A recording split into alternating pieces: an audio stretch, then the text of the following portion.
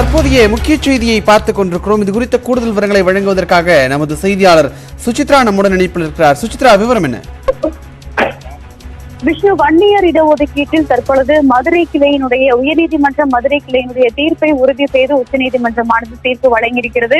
வன்னியர்களுக்கு வழங்கப்பட்ட 10.5% உள்ஒதுக்கீடு என்பது செல்லாது என்ற ஒரு தீர்ப்பை கடந்த ஆண்டு நவம்பர் மாதம் சென்னை உயர்நீதிமன்றத்தினுடைய மதுரை கிளையானது பிறப்பித்திருந்த நிலையில் அந்த உத்தரவுகளை எதிர்த்து தமிழக அரசு அதாவது வன்னியர்கள் பிரிவு, பாட்டாளி மக்கள் கட்சி, அன்புமணி ராமதாஸ் உள்ளிட்ட பல்வேறு தரப்புகள் சார்பாக மேல்முறையீட்டு மனுக்களானது உச்சநீதிமன்றத்தில் தாக்கல் செய்திருந்தது. நீதிபதிகள் BR கவாய் மற்றும் நாகேஸ்வராய் அடங்கிய அமர்வில் இந்த வழக்கு மீதான விசாரணையானது நடைபெற்று வந்தாலும் இன்று அதன் மீதான தீர்ப்பை உச்சநீதிமன்றமானது உறுதிப்படுத்தியிருக்கிறது. உயர்நீதிமன்றம் வழங்கிய அந்த தீர்ப்பானது செல்லும் என்ற ஒரு உத்தரவின் அடிப்படையில் வன்னியர்களுக்கு வழங்கப்பட்ட 10.5% உள்ஒதுக்கீடு என்பது செல்லாது என்ற ஒரு அறிவிப்பை தற்பொழுது உச்சநீதிமன்றம் தெளிவுபடுத்தியிருக்கிறது.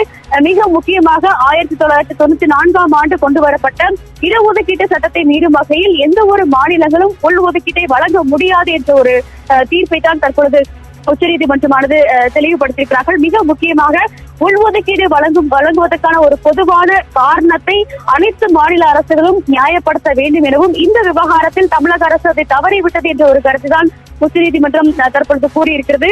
மேலும் இந்த வழக்கு என்பதை பொறுத்த அளவில் ஜனார்தனுடைய கமிட்டியினுடைய அறிக்கையின் பரிந்துரை அடிப்படையில் இந்த உள்ஒதுக்கீடானது பரிந்துரை செய்யப்பட்டிருந்தாலும் தமிழக அரசால் அமைக்கப்பட்ட நீதிபதி தணிக்கா சரணத்தினுடைய விவரங்களில் எந்த ஒரு தரவுகளும் போதிய அளவிற்கு இல்லை என்ற ஒரு கருத்தை தற்பொழுது உச்ச நீதிமன்றம் சுட்டிக்காட்டியிருக்கிறது. உள்ஒதுக்கீடு என்பது வழங்குவதற்கு ஜாதி ஒரு காரணமாக இருக்கலாமே தவிர ஜாதியை மட்டுமே அடிப்படையாக கொண்டு எந்த ஒரு உள்ஒதுக்கீட்டையும் வழங்கக்கூடாது என்ற ஒரு கருத்தையும் தற்பொழுது நீதிபதிகள் திட்டவட்டமாக தெரிவித்திருக்கிறார்கள். நீதிபதி நாகேஸ்வர் ராவ் கூறிய இந்த கருத்தின் அடிப்படையில் தற்பொழுது தமிழக அரசு வன்னியர்களுக்கு வழங்கிய அந்த 10.5% உள்ஒதுக்கீடு என்பது செல்லாது என்ற ஒரு அறிவிப்பை தான் தற்பொழுது உச்சநீதிமன்றமானது தன்னுடைய தீர்ப்பில் வழங்கியிருக்கிறது விஷ்ணு.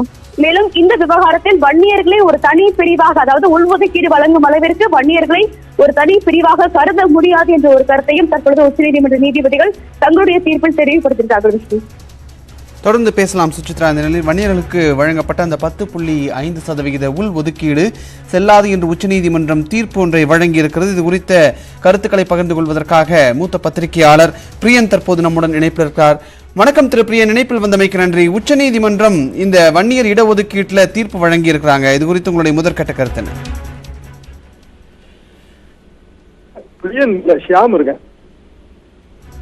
மன்னிக்கணும் ஷியாம், இது குறித்து உங்களுடைய கருத்து என்ன? வன்னியர்களுக்கு வழங்கப்பட்ட அந்த 10.5% உள் ஒதுக்கீடு அப்படிங்கிறது செல்லாது அப்படின்னு சொல்லி உச்சநீதிமன்றம் தீர்ப்பு வழங்கி இருக்கிறது. இது குறித்து உங்களுடைய முதற்கட்ட கருத்து என்ன? இது எதிர்பார்த்த இது பற்றிய எனது நூலிலும் இது நான் குறிப்பிட்டிருக்கிறேன்.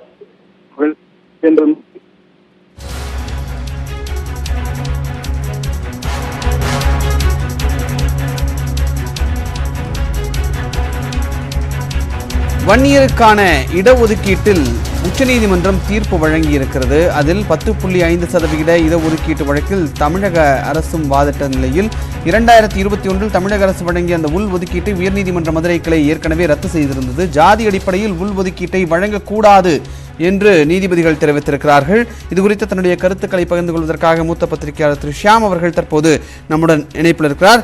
ஷியாம், இது குறித்து உங்களுடைய முதற்கட்ட கருத்து நீங்க பதிவு செஞ்சுட்டு இருந்தீங்க, தொடரலாம். நமது இடஒதுக்கீடு என்பது ஜாதி அடிப்படையிலானது அல்ல. அதை நாம் முதலிலே புரிந்து கொள்ள வேண்டும். அதாவது கிளாஸ் பேஸ்ட் ரிசர்வேஷன், வகுப்புவாரி பிரதிநிதித்துவம். 1920 முதல் இடஒதுக்கீடு என்பது வகுப்புவாரி பிரதிநிதித்துவ ஆணையாக வெளியிடப்பட்டது.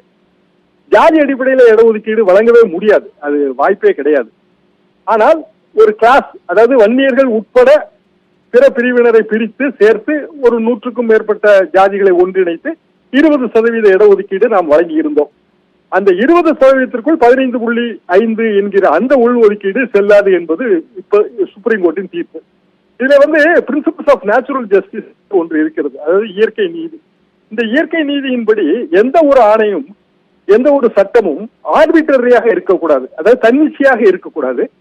எந்த ஒரு சட்டமும் பயஸ்டாக இருக்கக்கூடாது, அதாவது ஒருதலை பட்சமாக இருக்கக்கூடாது. எல்லா தரப்பினரையும் கேட்டு ஒரு சட்டம் இயற்றப்பட வேண்டும். உதாரணமாக அன்றைய முதல்வர் கலைஞர் அவர்கள் இந்த 20% ஒதுக்கீட்டை வழங்கும் போது வன்னியர்கள் உட்பட அந்த 100க்கும் மேற்பட்ட ஜாதியினரையும் அழைத்து 2 அல்லது 3 நாட்கள் பேச்சுவார்த்தை நடத்தி அதற்கு பிறகு ஏற்பட்ட வாத பிரதிவாதங்களை எல்லாம் தொகுத்து அந்த மினிட்ஸ் எல்லாம் சேர்த்துத்தான் அந்த 20% வழங்கப்பட்டது. அதை எதிர்த்தும் பல வழக்குகள் சென்றன. ஆனால் எல்லா வழக்குகளிலும் தமிழ்நாடு அரசின் அன்றைய நிலைப்பாடு உறுதிப்படுத்தப்பட்டது.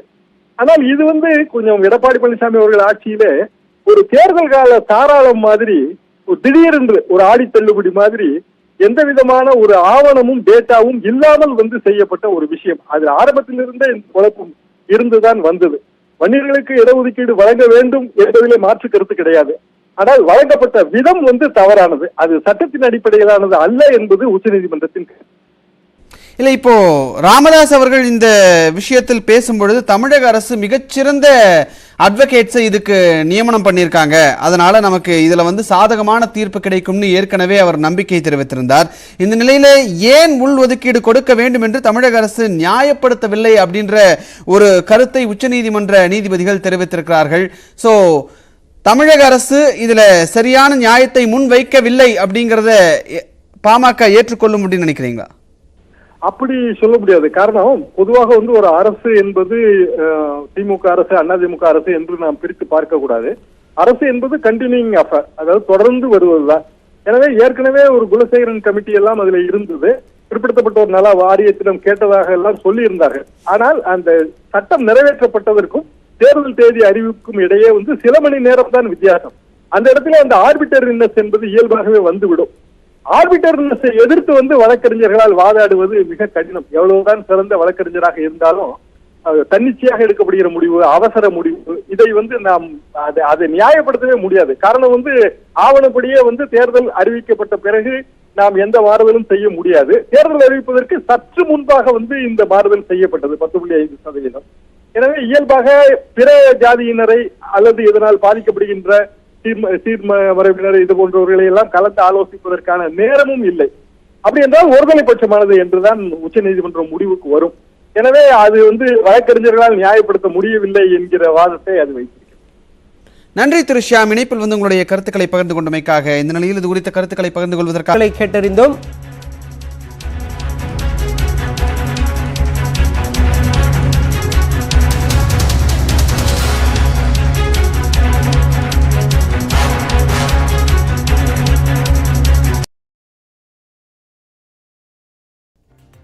மக்களவையில் மத்திய அரசு சார்பா